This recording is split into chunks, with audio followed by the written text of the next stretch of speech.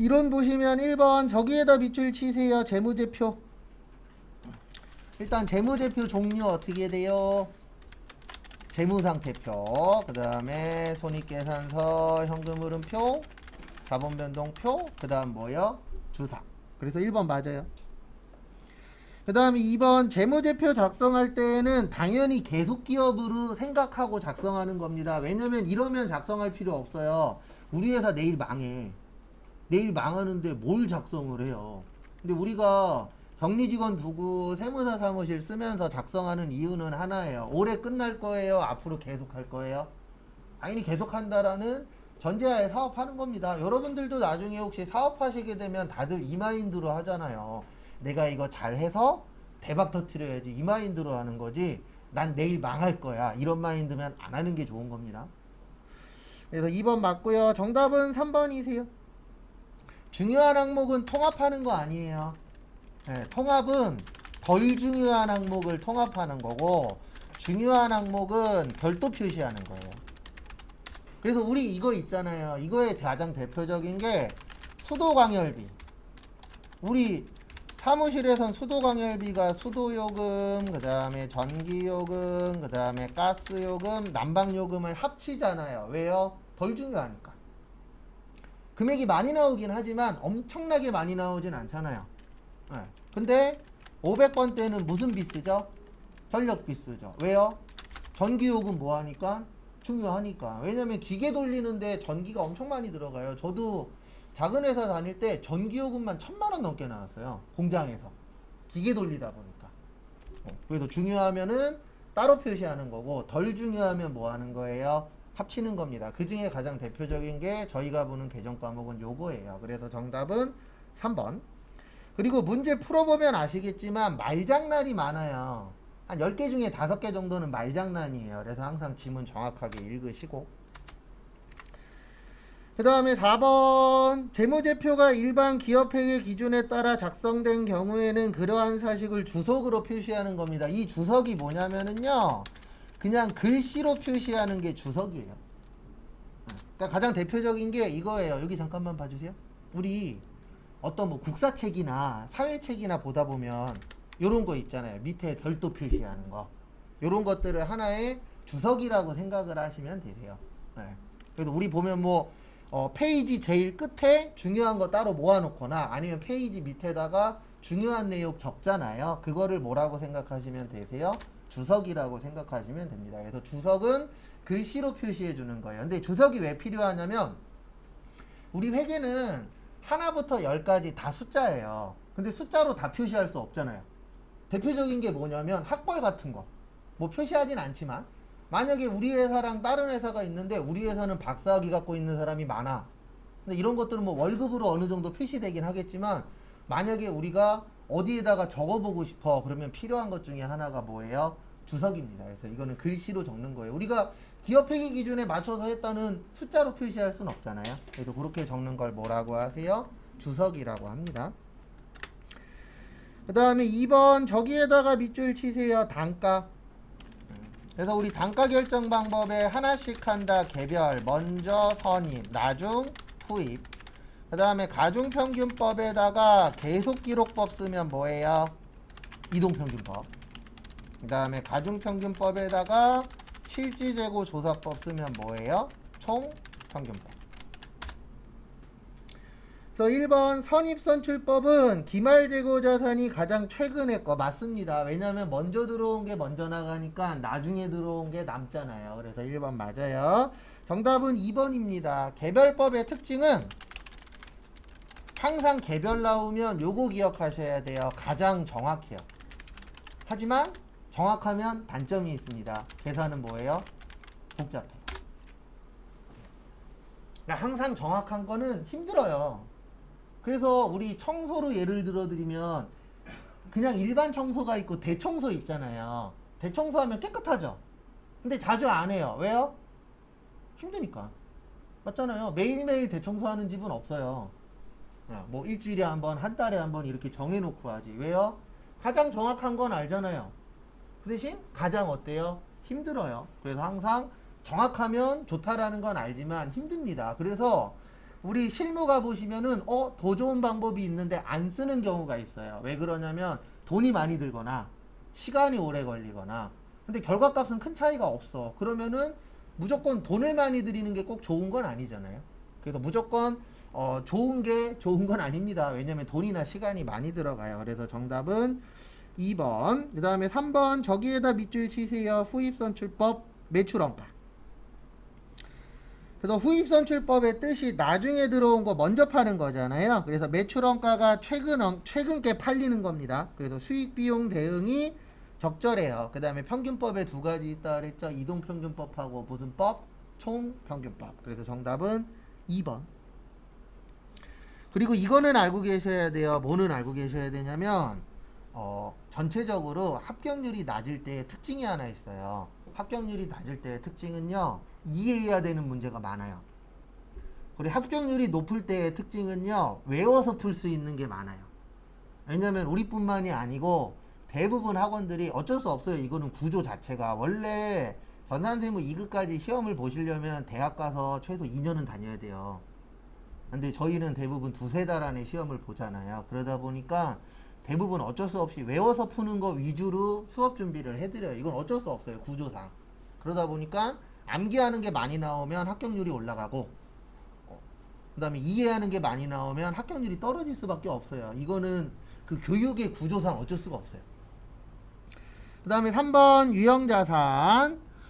설명으로 틀린 것인데 요것 좀 어렵습니다. 일단 1번 보시면 저기에다 밑줄 치세요. 두 번째 줄에 물리적 형체가 있는 자산. 시험 문제 쉽게 나오면 이거 갖고 장난칩니다. 우리 유형의 뜻이 뭐죠? 형태가 있다. 무형은요? 형태가 없다. 이거 갖고 장난칠 때도 있어요. 시험 문제 쉽게 내면. 그래서 유형에다가 형체가 없다 이렇게 내고, 무형에다가 뭐라고 내요? 형체가 있다 이렇게 나온 데도 있어요. 간혹가다 한 번씩. 어쨌든 1번은 맞고요. 그 다음에 2번 재평가할 때는 분류 전체를 재평가한다. 맞아요. 그 다음에 우리가 처음에 사는 금액을 무슨 원가라 그래요? 취득 원가라고 합니다. 정답은 4번인데 새로운 시설을 개설하는 거는 비용 처리하라고 되어 있어요. 요건 좀 난이도가 있는 문제입니다. 이런 건 잘 안 내요. 근데 1번 좀 잘 봐주세요. 쉽게 나오면 형체가 있냐 없냐로 나옵니다. 그런 건 틀리시면 안 돼요.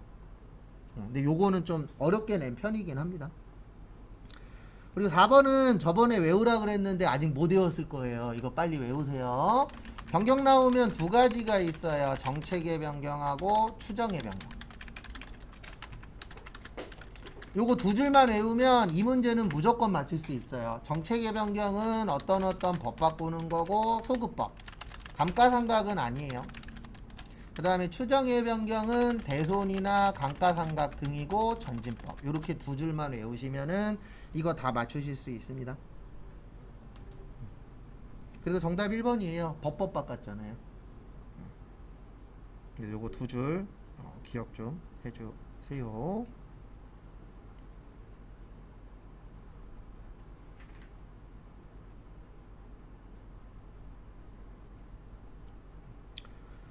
그래서 정답은 1번. 그래서 이 변경이 한 1, 2년에 한 문제씩은 꼬박꼬박 나와요. 근데 교재에서는 빼놨어요. 내용 자체를. 왜 빼셨는지 모르겠는데 빼셨더라고요. 보니까. 그 다음에 5번 저기에다 밑줄 치세요. 자본. 그리고 이것 꼭 기억하세요. 이거 시험 볼 때까지 계속 똑같은 얘기할 건데, 숫자하고 글씨 나오면 붕괴 문제일 확률이 높아요. 그래서 최대한 붕괴를 해보시려고 노력을 하셔야 됩니다. 거기 보시면 절세는 자기 주식 500주, 액면금액에다 밑줄 치시고 앞에 보세요. 액면금액은 이때만 쓰는 거예요. 자본금 구할 때만. 뭐 구할 때만요? 자본금. 그래서 자본금은 주식 발행수 곱하기 무슨 가액이요? 액면가액. 요때만 쓰는 겁니다. 근데 지금 문제는 거기 보시면은 자기 주식이에요, 자본금이에요? 자기 주식이죠. 그래서 액면가액 아니에요. 그래서 자기 주식이 얼마냐면 거기 지문에 보시면 500주에 300원에 샀대요. 그러면 500주에 300원이면 15만원 나옵니다. 그래서 자기 주식 15만원. 그 다음에 취득한 후 2중 300주는 주당 얼마에 매각했대요? 400원에 매각했대요. 그러면 요거는 첫 번째 분계는 요렇게 되는 거예요. 자기 주식 15만원, 현금 15만원은 일부러 만든 거예요. 거기 지문에는 없습니다. 왜냐면 우리가 만만한 게 현금이라. 그 다음에 주당 400원에 매각했대요. 그러면 현금 12만원. 그 다음에 대변에 자기 주식은 300원 주고 샀으니까 9만원. 그 다음에 비싸게 판 걸 뭐라 그러냐면 자기 주식 처분 이익이라고 해요. 그래서 6만원. 그 다음에 나머지 200주는 뭐 하셨대요? 소각했대요. 뭐 했대요? 소각. 그러면 이렇게 됩니다. 차변에 자본금 4만원, 자기 주식 6만원, 그 다음에 감자 차손 2만원. 5번 어려워요. 2분기 절대 쉽지 않습니다. 그래도 이렇게 나오면 시험 때 절대 좋은 거 아니에요. 왜냐면 이렇게 나오면 수업 잘 들어야 5개 중에 3개 정도 맞출 수 있거든요. 이거 수업 잘 들었다라는 전제 조건이에요. 하라고 하는 거 다 했을 때에 몇 번 맞출 확률이 있냐면 1번, 2번, 4번 그나마 3번하고 5번은 난이도가 좀 있어요. 그러니까 이렇게 나오면 시험 준비하신 분들한테는 절대 좋은 시험은 아닙니다. 그래서 정답은 4번이에요. 왜냐면 자기 주식 자본 조정이고요. 자기 주식 처분이익 자본 잉여금이고요. 자본금은 자본금이에요. 감자차손도 자본 조정입니다. 그래서 정답은 4번. 근데 5번은 찍었다 그래서 절대 잘못된 건 아니에요. 근데 분개해 보려고 노력하시고, 그리고 저기에다가 밑줄 치세요. 소각. 소각 나오면 요거 기억나셔야 돼요. 감자. 그래서 여기 감자차손 나왔잖아요. 그게 왜 그러냐면 뭐가 나왔기 때문에 소각. 그래서 소각 나오면은 감자. 그것도 좀 같이 기억을 해 주시기 바랍니다.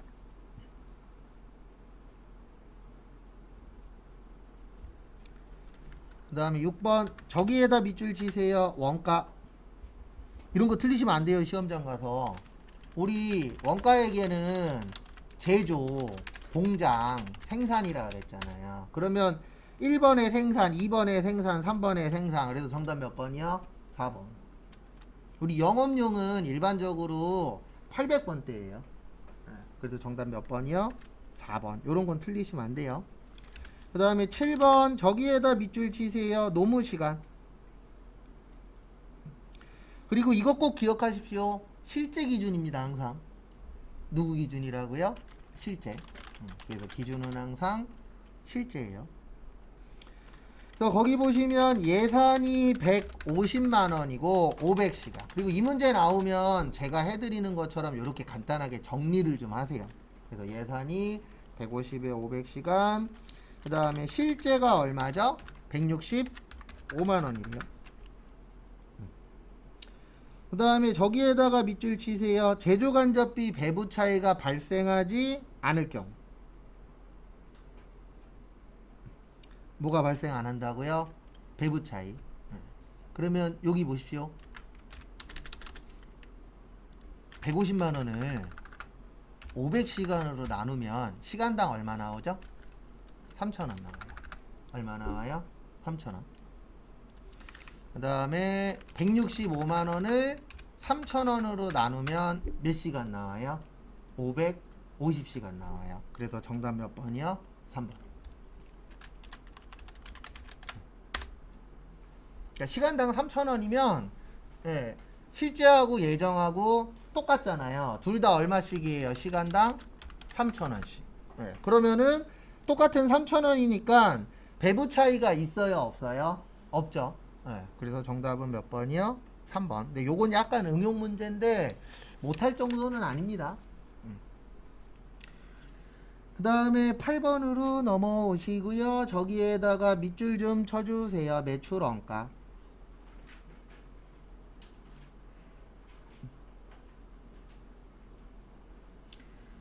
그리고 요거 꼭 기억 좀 해주세요. 네, 매출원가 나오면 T자입니다. 네. 그리고 못 외우신 분은 다시 꼭 숙지하시고.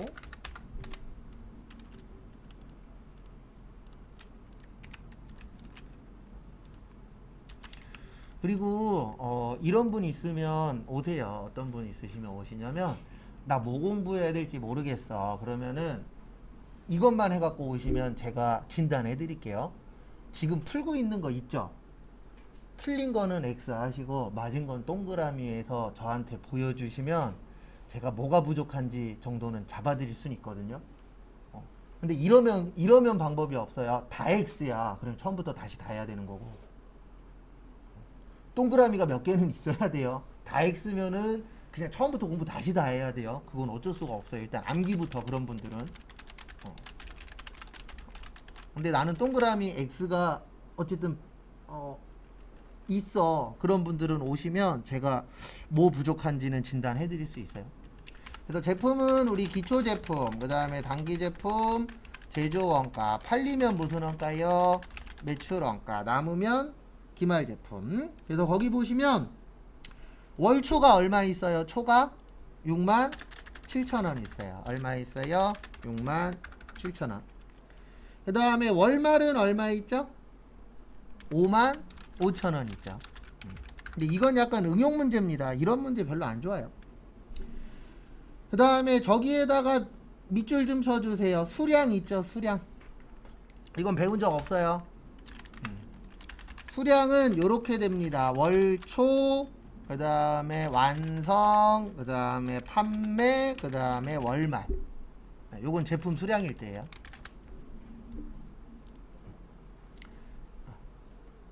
이걸 약간 개량한 거예요. 여기 잠깐 보세요.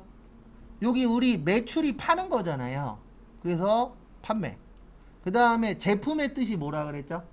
완성된 거라 그랬죠? 그래서 완성. 그래서 이렇게 되는 거예요. 월초가 500개. 판매가 몇 개요? 1000개. 월말이 몇 개요? 300개. 우리 딴 건 몰라도 이건 이해하셔야 돼요. 차변과 대변 어때야 된다? 같아야 된다. 그럼 여기가 몇 개 부족해요? 800개. 그 다음에 거기 지문 보시면 한 개당 얼마래요? 110원이래요. 얼마요? 110원. 그러면 800개 곱하기 110원 하시면 88,000원 나와요. 얼마 나온다고요? 88,000원. 그러면 우리 항상 차변과 대변 어때야 된다? 같아야 된다. 그래서 66,000원에 88,000원에서 55,000원 빼면 10만원인데 이런 거는 쉽지 않습니다. 왜냐면 해본 적이 없어. 그래서 9번 같은 걸 안 틀려야 돼요. 이렇게 나오면 9번, 10번을 맞출 수 있게끔 준비를 해 주셔야 돼요. 왜냐면 9번, 10번은 해본 적이 있기 때문에. 그래서 9번 저기에다 밑줄 치세요. 제조원가 명세서.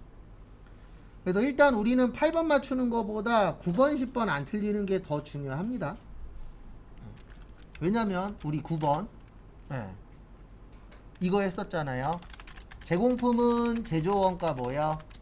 명세서. 제품은 어디요? 손익계산서. 그래서 여기 써 있잖아요. 무슨 원가요? 매출원가. 그래서 몇 번이요? 1번. 이건 T자 그리면 나와요. 그래서 암기 잘 하시고, 그리고 원가회계 잘하고 싶으시면 원가회계는 암기밖에 없어요. 그 다음에 10번 저기에다 밑줄 치세요. 공손.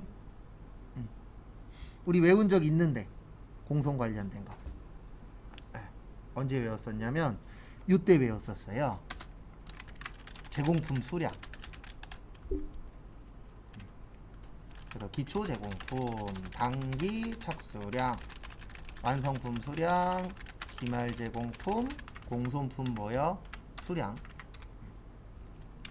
그래서 기초가 1,500개, 그 다음에 착수가 8,500개, 그 다음에 기말이 700개, 공손이 몇 개요? 1,300개. 우리 차변과 대변 어때야 되죠? 같아야 되죠. 그래서 1,500에 8,500에 700에 1,300 하면 여기가 8,000개 나와요. 일단 이게 먼저예요. T자 잘 숙지하시고.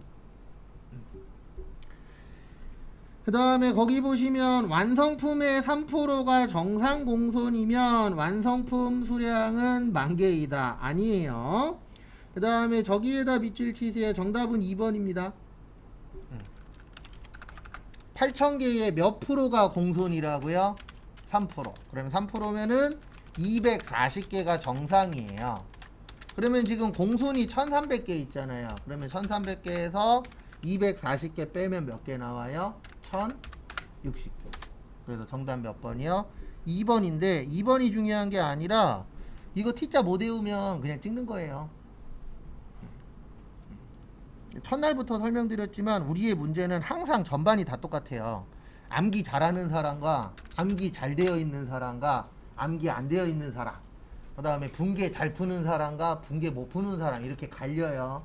그래서 그쪽에서 잘하는 쪽으로 들어가시도록 남은 기간 동안에 하면 됩니다. 아직 시간이 있어요. 그 다음에 11번 저기에다가 밑줄 치세요. 과세표준. 요건 이제 앞으로 남은 기간에 문제 풀면서 몇 번 더 적어 드릴 건데, 과세표준 나오면 공급가액이에요. 그 다음에 우리 공급가액의 뜻이 뭐라 그랬죠? 부가세 별도. 공급 대가는요? 부가세 포함. 납부세액은 매출세액 마이너스 매입세액. 우리 매출세액 뭐라 그래요? 부가세 예수금. 그 다음에 매입세액 뭐라 그래요? 부가세 대급금.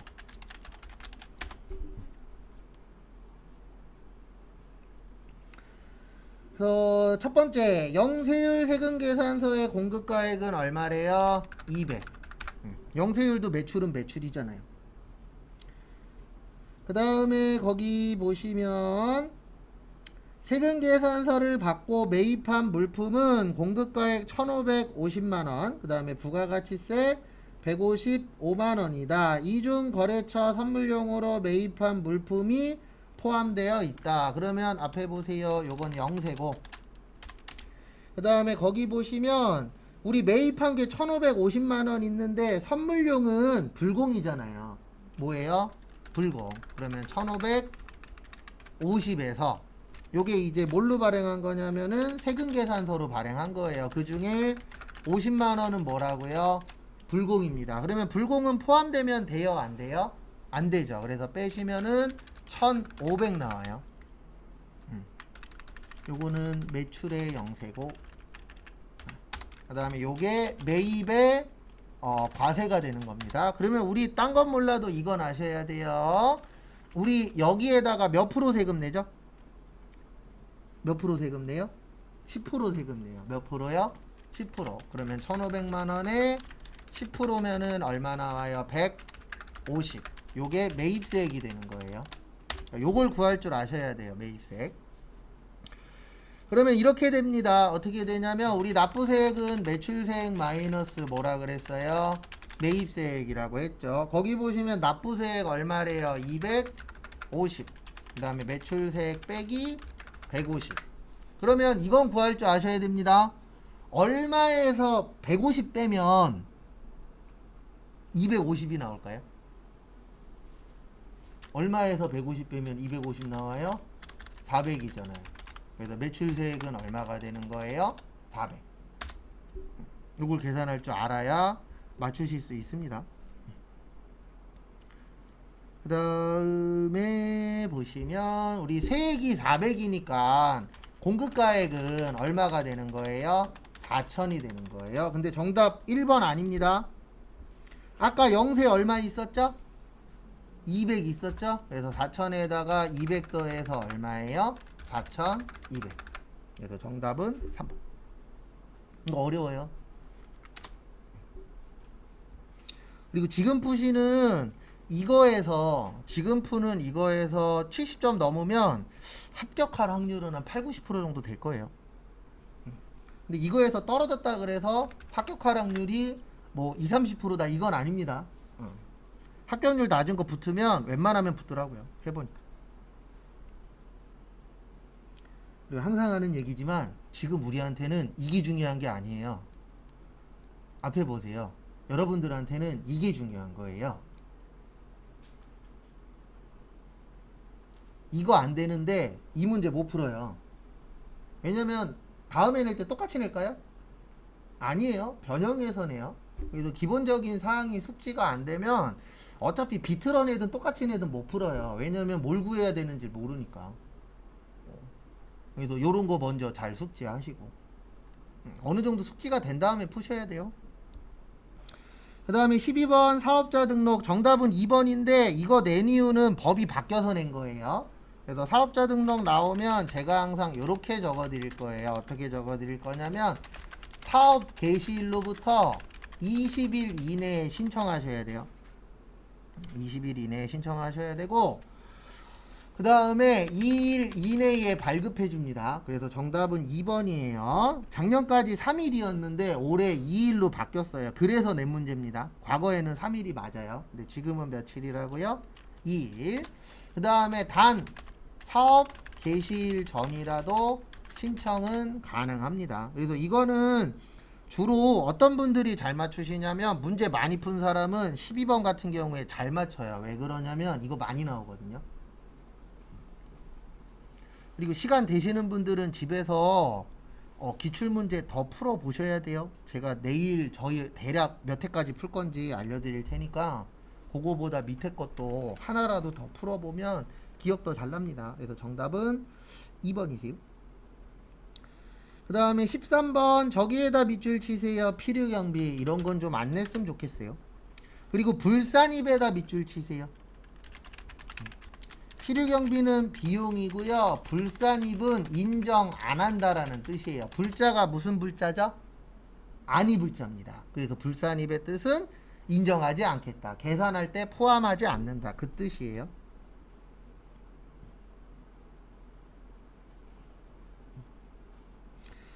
그래서 가 보시면 저기에다 밑줄 치세요. 법령에서 정한 기부금. 우리 기부금 비용으로 인정해줄까요? 안 해줄까요? 인정해줘요. 그래서 연예인분들이 열심히 기부하잖아요. 회사에서도 기부해요? 안 해요?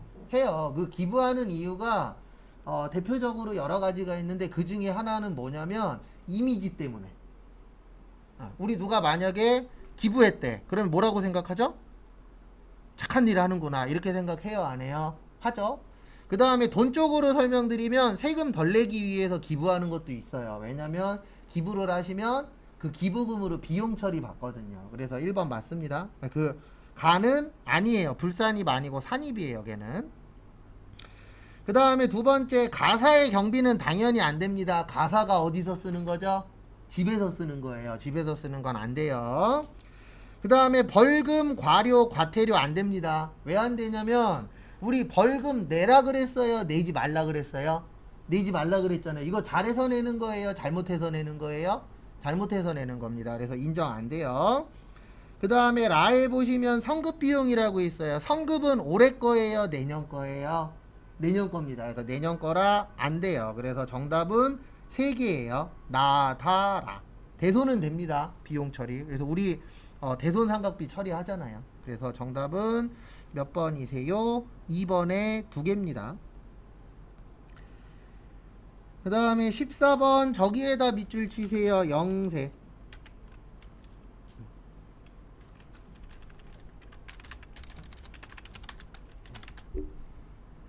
합격률이 왜 낮은지는 알 것 같아요. 지금 전체적으로 시험 문제 이렇게 내면 연습 많이 하신 분들 위주로 합격할 수밖에 없어요. 이렇게 나오면 합격하시는 분은 크게 2가지예요. 하나는 공부 많이 하는 사람. 그 다음에 또 하나는 그날 찍기가 좀 잘 되신 분. 실제 있어요. 잘 찍어서 붙는 분들도. 근데 이건 꼭 알고 계십시오. 잘 찍어서 붙든 공부해서 붙든 회사 가시면 어차피 공부 다시 해야 돼요. 근데 그 차이는 확실히 있습니다. 이거 회사 다니신 분들 간혹가다 연락 오는데 본인이 생각했을 때 공부 많이 안 해서 붙었으면 제발 부탁인데 세무사 사무실 좀 가지 마세요. 가고 싶어도. 왜 그러냐면 세무사 사무실 가시면은요 여러분들 지금 공부한 거에 2~3배 더 해야 돼요.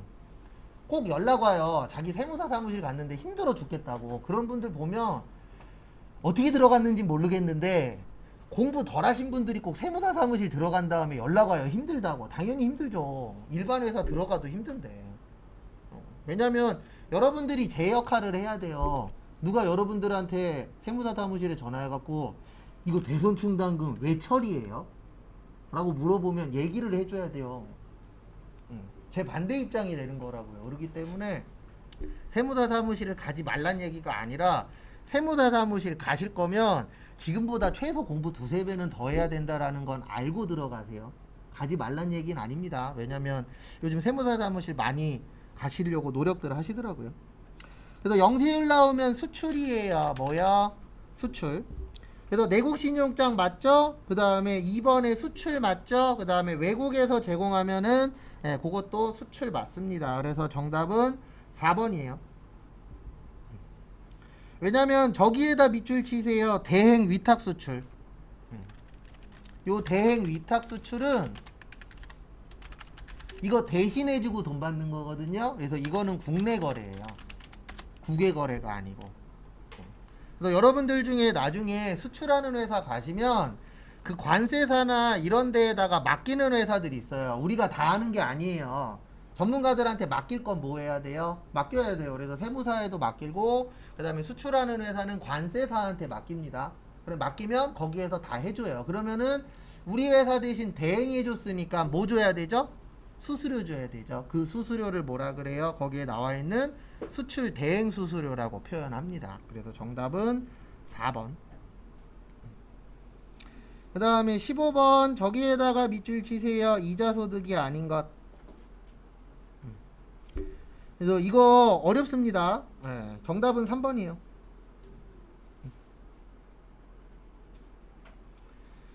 일단 2번에 보시면 비영업 대금의 이익이니까 요건 이자 소득 맞고요. 4번에 보시면 저축성, 우리 저축 왜 하죠?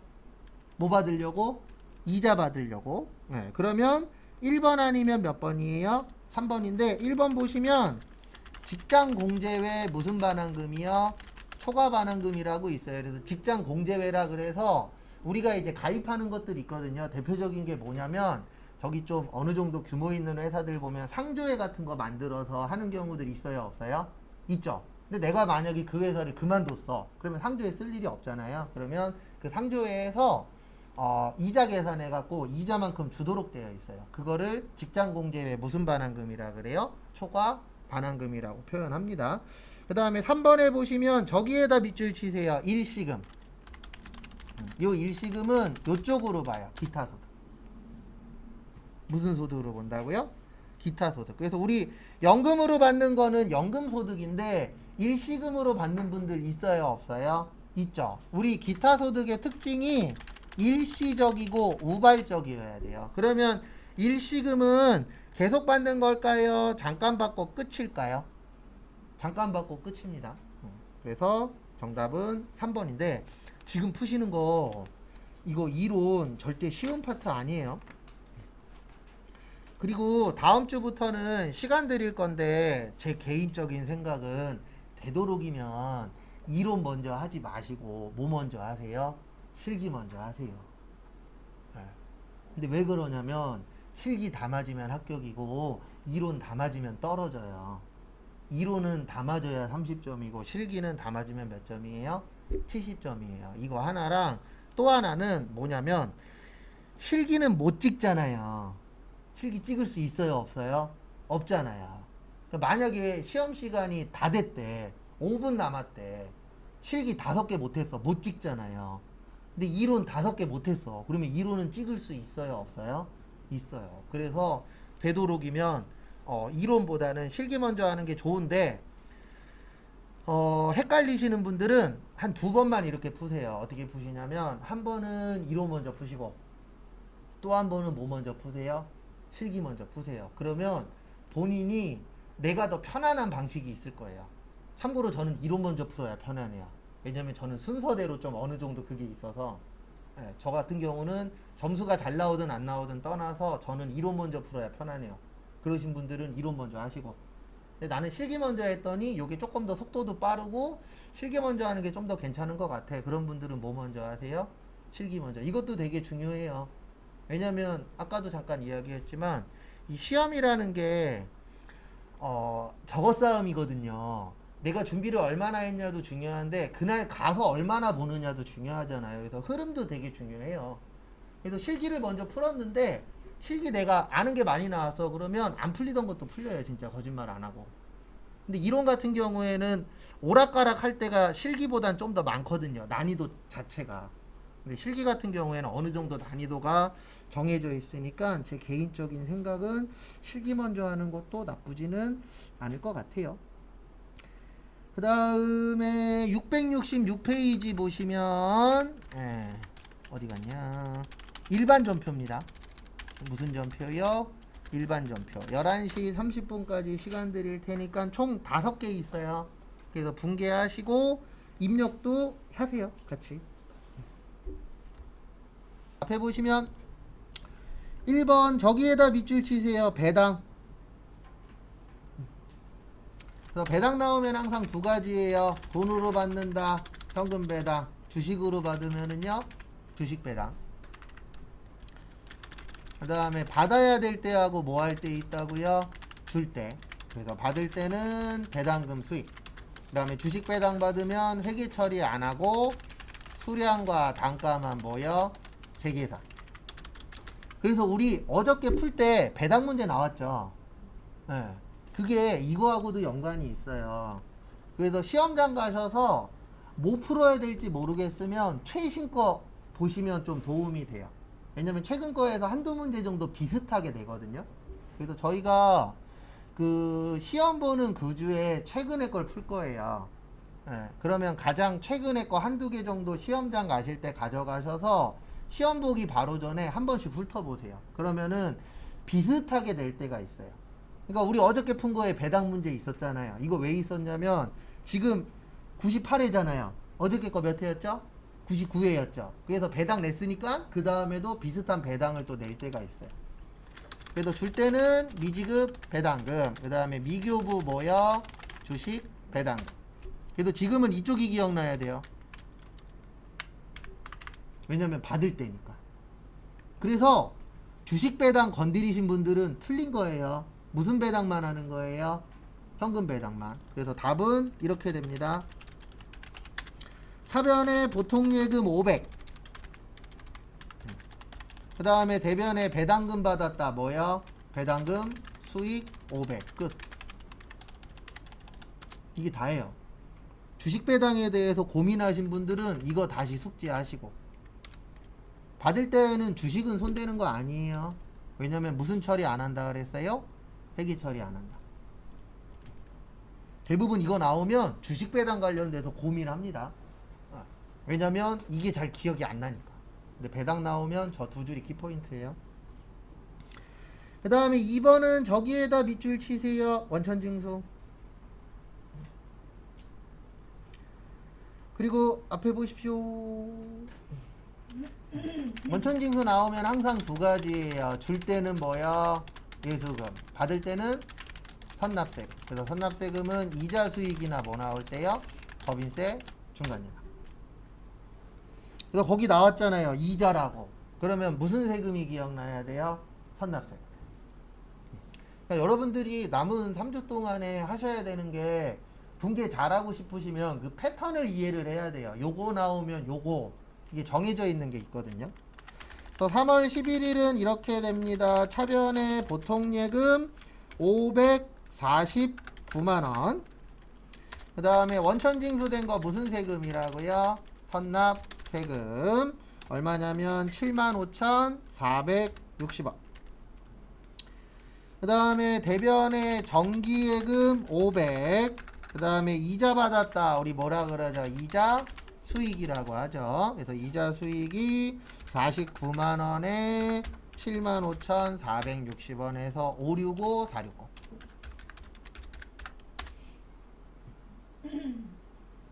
일부러 이렇게 냈어요. 우리 헷갈리라고. 그래서 이자는 저거 포함입니다. 세금 포함해서 이자는 받았는데 그 이자 받은 것 중에서 75,460원이 뭐다? 세금이다. 이렇게 이해를 해서 푸셔야 되는데 일단 요게 기억나야 돼요. 원천징수 잘 나옵니다.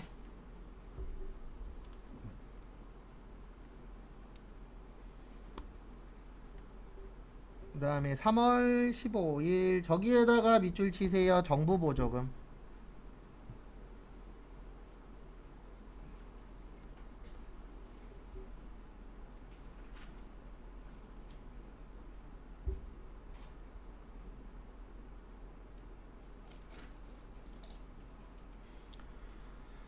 그 다음에 보시면은요,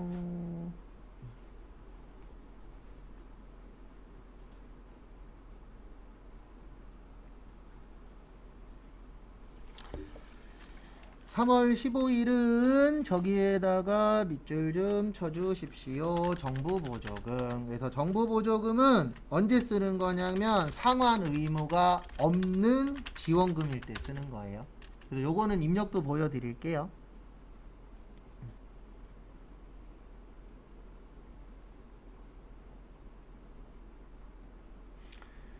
그래서 보시면 3월 15일 차변의 보통예금 5천, 그 다음에 정부보조금 50%잖아요. 정부보조금 2,500인데 여기에서 키포인트는 보통예금이에요.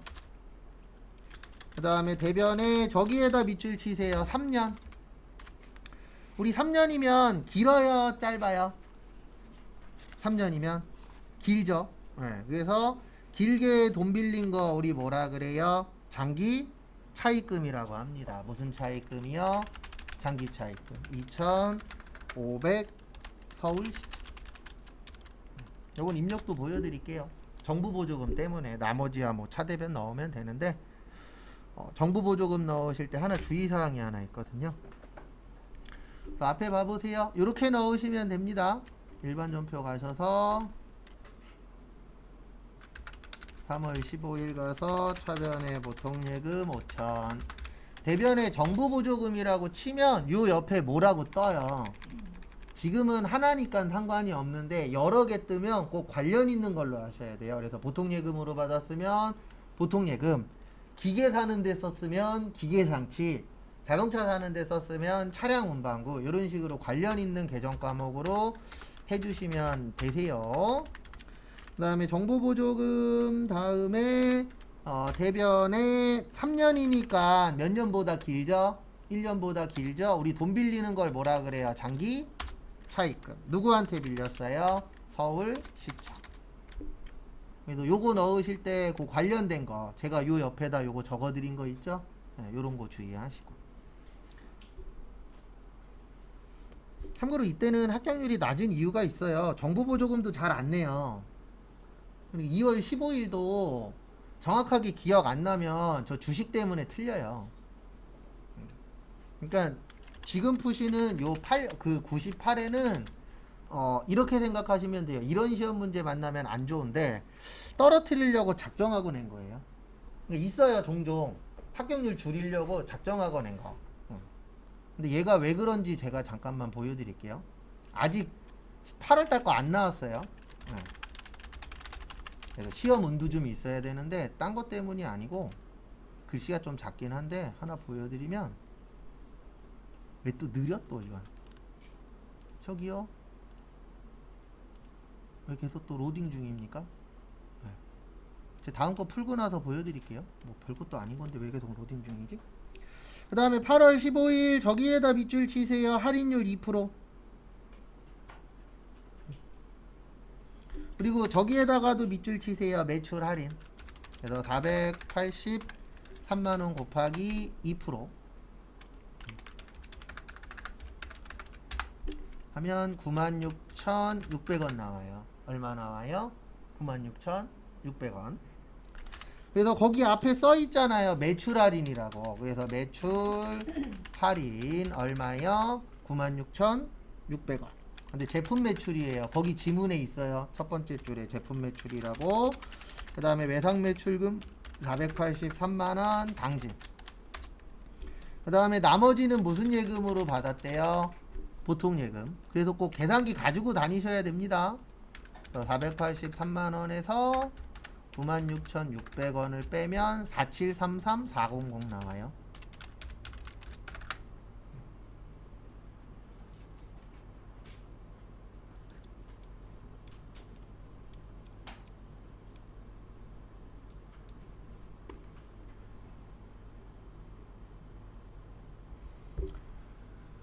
그래서 앞에 보시기 바랍니다. 앞에 보시면 요거 입력할 때 주의사항은 하나예요. 8월 15일 날 차변에 무슨 할인이요? 매출 할인 치면 여기 나오잖아요. 무슨 매출이요?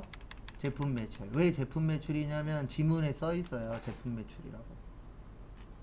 첫 번째 줄에 써 있어요, 안 써 있어요? 써 있죠? 그런 거 잘 찾으셔야 돼요. 왜냐면 거기에 따라서 답이 달라지기 때문에 주의하시고. 10월 31일 틀리시면 안 됩니다. 이거 왜 이렇게 냈냐면 이거 내신 분도 알아요. 이렇게 내면은 최소한 5개 중에 2개는 틀릴 거예요.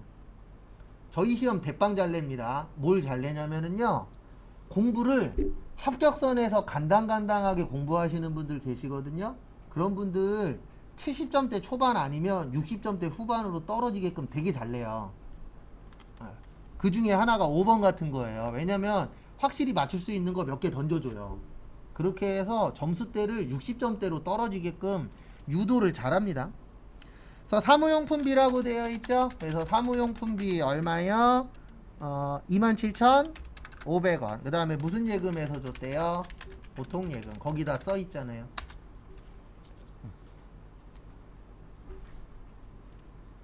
얘 또 왜 이래? 인터넷 또 한대? 아닌데?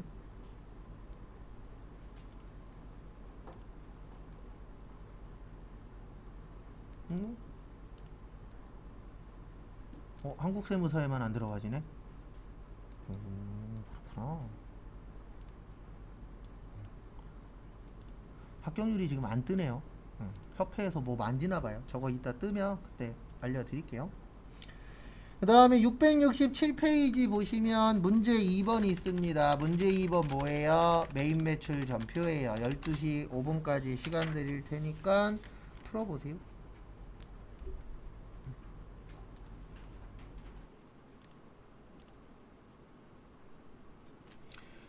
거기 1번에 별표 3개 치시고요. 우리 간주 공급에 4가지 있었죠. 그래서 자가 공급, 개인적 공급, 사업상 증여, 폐업 시 무슨 재화요? 잔존 재화. 이거 사업상 증여예요. 그래서 지금부터 하는 분계를 간주 공급 분계라고 합니다. 이거 한 5, 6년 동안 안 내다가 최근에 또 조금씩 내고 있어요. 그래서 아마 요 간주 공급 분계를 사랑하시는 분이 시험 출제위원으로 들어온 것 같아요. 근데 여러분들 입장에서는 좋은 거 아닙니다. 왜냐면 간주 공급 분계가 어려워요. 입력도 어렵고 분계도 어렵고. 그래서 앞에 보시면 아무것도 없으니까 건별이에요. 간주는 가짜라 그랬잖아요. 그래서 건별이고 세무. 그 다음에 제품은 50만원입니다. 팔지 않았기 때문에 시가로 쓰시면 안 돼요. 그리고 안 팔았으니까 저게 몇 번이요? 8번. 그 다음에 세금은 시가로 내는 겁니다. 그래서 세금은 얼마예요? 7만원. 그 다음에 우리 회사 직원한테 줬어요? 거래처에 줬어요? 거래처에 줬죠. 우리 거래처에 준 거 뭐라 그러죠? 거래처에 준 거 접대비라 그래요. 뭐라 그래요?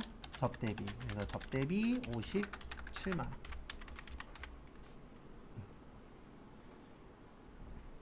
메인 매출 전표 중에서는 난이도로 치면 탑3 중에 하나예요.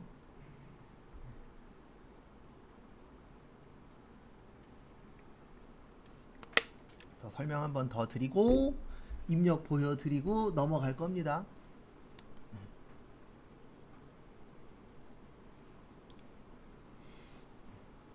앞에 보세요.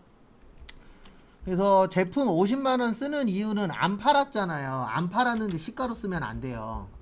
왜냐면 시가라는 건 거기에 이익도 들어간 거기 때문에 여기에다 시가로 써버리면은 금액 자체가 팔지도 않았는데 뭐가 붙어버려요? 이익이 붙어요. 그래서 여기는 꼭 원가로 쓰셔야 되고, 그 다음에 안 팔았을 때는 저게 몇 번이요? 8번. 그거 넣어주셔야 되고, 그 다음에 세금은 시가로 내는 겁니다. 왜냐면 세금을 원가로 내버리면 어떤 문제가 생기냐면 국가에서 세금을 못 걷어요. 그래서 간주 공급일 때는 뭘로 넣으셔야 돼요? 시가로 넣으셔야 돼요. 세금은. 그리고 앞에 보세요. 입력은 이렇게 하시면 됩니다. 7월 22일 날. 그 다음에 건별. 그 다음에 제품. 여기는 70이어야 돼요. 왜냐면 세금이 얼마니까 7만원이니까. 그 다음에 거래처는 세모. 그 다음에 분계는 헷갈리면 무조건 뭐라고요? 혼합. 그 다음에 여기 제품 매출이 아니고, 그리고 이 밑에 넣으실 때는 그냥 무조건 이거 쓴 거랑 똑같이만 넣으면 돼요. 그러면 여기는 지금 제품 매출이라고 떴죠? 우리는 뭐라고 썼죠? 제품. 틀리면 무조건 고치면 돼요. 그 다음에 저기요 몇 번이요? 8번. 그 다음에 70 아니고 얼마였어요? 50. 그 다음에 차변에 무슨 비요? 접대비. 그러니까 항상 여기 위에는 세금 관련된 게 들어가는 거고, 7만원을 내려면 여기 얼마를 써야 돼요? 70만원. 왜냐면 몇 프로니까? 10%니까. 그리고 여기 밑에는 무조건 적은 거랑 똑같은 것만 하시면 돼요. 그 다음에 그리고 입력은 해보시고 이따가 8월 5일 제품 팔았죠? 매출의 과세 현명여. 제품 팔았다. 제품 매출 500. 그 다음에 세금 얼마요? 50. 그 다음에 현금 얼마예요? 300. 그 다음에 외상으로 팔았죠? 외상으로 팔았다. 뭐요? 외상 매출금 250. 지금 여러분들은 1번 맞추는 게 중요한 게 아니고 2번 안 틀리는 게 더 중요해요. 2번 안 되는데 1번 하려고 그러면 안 돼요. 왜냐면 2번은 많이 풀었잖아요. 그리고 아직도 이런 분들이 있을 거예요. 저 아직도 분계가 헷갈려요. 그러면 우리 180개 푼 거 있잖아요. 딱 3일만, 하루에 180개씩 3일만 풀어보세요. 그러면 확실히 늘어요. 그 다음에 8월 31일 저기에다 밑줄 치세요. 두 번째 줄에 종이세금 계산서 법인카드. 이거 저번에도 설명드렸었는데 두 개가 겹치면 누가 우선순위라고요? 누가 우선순위? 세금계산서. 그래서 매입의 과세요. 이거 카과 잡으시면 안 돼요. 그 다음에 식신, 부. 차변에 직원한테 쓰면은 뭐라 그랬죠? 복리, 후생비 90만원. 그 다음에 세금 얼마래요? 9만원. 그 다음에 대변에 카드로 결제했죠? 카드로 결제했다. 뭐요? 미지, 급금. 얼마요? 99만원. 무슨 카드? 신한거. 이거 많이 했던 거잖아요. 카드로 하는 거랑 세금 계산서. 그 다음에 9월 7일은 저기에다가 밑줄 치세요. 신축. 그래서 9월 7일날 계약금 줬대요. 그래서 9월 7일날 매입의 과세 삼진여. 여기에서 키포인트는 이겁니다. 건물 지었어요? 짓고 있는 중이에요? 짓고 있는 중이죠. 그럼 건물 짓고 있을 때 뭘로 처리한다고요? 짓고 있을 때 뭐요? 건설 중인 자산이에요. 뭐라고요? 건설 중인 자산 4,800. 2023년도 거는 2023년도에 하면 돼요. 우리는 지금 몇 년도예요? 2022년도잖아요. 그래서 2022년 9월 7일 것만 하면 됩니다. 그 다음에 세금 480. 그 다음에 뭘로 줬대요? 거기 밑에 보시면 보통예금으로 줬대요. 무슨 예금이요? 보통예금 5280. 그래서 여기에서 키포인트는 요거예요. 그래서 이거 차이도 아셔야 돼요. 건물은 완성됐을 때 쓰는 거고, 그 다음에 건설 중인 자산은 뭐 됐을 때요? 완성 안 됐을 때. 지금 완성 안 됐잖아요. 그래서 짓고 있는 중인 걸 뭐라 그래요? 건설 중인 자산.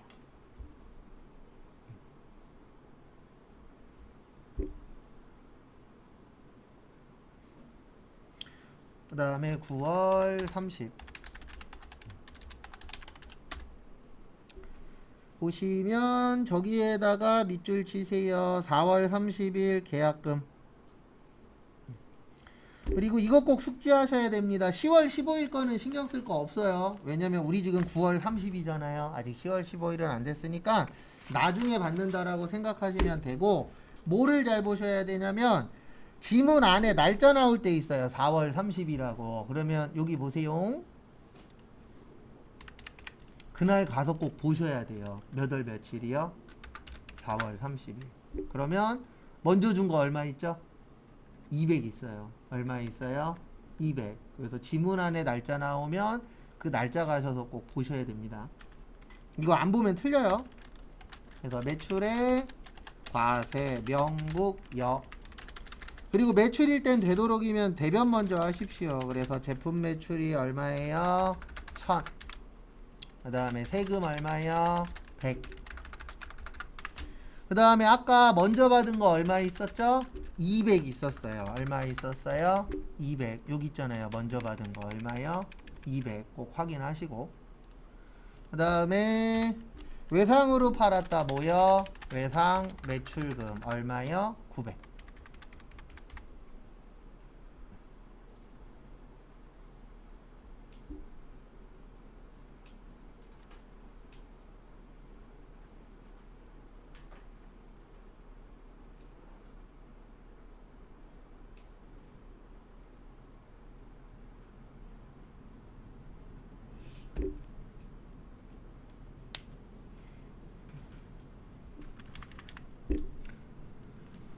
그 다음에 다음 걸로 넘어갈 겁니다.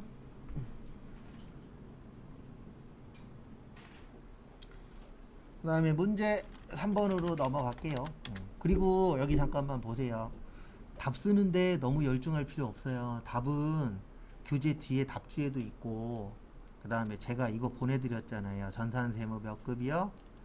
이거 우리 지금 몇 회 풀고 있죠? 98회. 여기 들어가면 여기 안에 답안 있어요. 그러니까 답 쓰는 거에 너무 열중하지 마시고 이거 이런 거 잘 기억하세요. 이런 거. 이런 거 있잖아요. 추가적인 거. 이거 대부분 틀리시는 분들이 딱 두 개예요. 하나는 이거 기억 못해서 틀리고 또 하나는 금액 얼마 쓸 거냐. 거의 틀리는 건 여러분들 정해져 있어요. 9월 30일 틀리신 분은 이거 못 찾아서 틀린 거예요. 거기 날짜 있는 거. 그러니까 본인이 왜 틀렸는지 파악해서 그걸 다음에 안 틀리도록 하는 게 가장 중요합니다. 부가가치세 넘어갈 거예요. 여기 눌러주세요. 요거는 따로 설명은 안 하고 시간 드릴 겁니다. 여기 위에 부가가치 누르세요. 그러면 여기 보시면 건물 등 감가상각자산 취득명세서라고 있어요. 부가가치 누르시면 요거 누르시고 총 3개니까 3분 드릴게요. 그래서 거기 몇 기 확정이라고 되어 있죠? 2기 확정. 2기 확정이면 몇 월에서 몇 월이에요? 10월에서 12월이에요. 몇 월에서 몇 월이요? 10월에서 12월. 지금부터 3분 드릴 테니까 거기에 있는 거 보시고 입력하세요. 네? 그리고 항상 입력하실 때 여기 위에 있는 글씨 보면서 하십시오. 그래서 10월 6일 그리고 거래처 나오면 일단 무조건 F2 누르세요. 그래서 F2 눌러서 나오면 나오는 걸로 하는 겁니다. 그래서 경기자동차 그 다음에 거기 보시면 승용차잖아요. 우리 승용차 뭐라 그래요? 차량 운반구 그 다음에 2800에 280 요러면 1번 끝. 그 다음에 2번 11월 22일 그 다음에 또 F2 한국상사 그 다음에 기계잖아요. 그러면 무슨 장치요? 기계장치. 그 다음에 1300에 얼마요? 130 별거 없잖아요. 이건 그냥 타이핑만 하면 되니까. 그 다음에 12월 20일 시원전자 요즘 최근 한 3년 동안에 한 3-4번 정도 출제된 문제세요. 그 다음에 복사기는 없잖아요. 없으니까 뭐요? 기타. 그 다음에 180에 얼마요? 18만원. 요러면 몇 점이래요? 3점이래요. 그러니까 아주 쉬운 것도 있어요. 그러니까 시험이 어떻게 될런지 모르는 거는 내가 잘하는 거 위주로 시험에 나올 수도 있어요? 없어요? 있어요. 그래서 시험이든 뭐든 가봐야 알아요. 가서 뚜껑 열어봐요. 로또도 내가 살 때에는 될지 안 될지 모르잖아요. 그럼 번호 나오면 붙었는지 합격했는지 1등 됐는지 알 수 있죠. 그래서 시험도 시험장 가서 시험지 볼 때까지 아무도 몰라요. 어떤 문제가 나올런지. 그 다음에 잠깐 쉬었다가 12시 반에 그 뒤에 거 시간 되는 데까지 풀고 시간 안 되면 내일 조금 더 풀 거예요.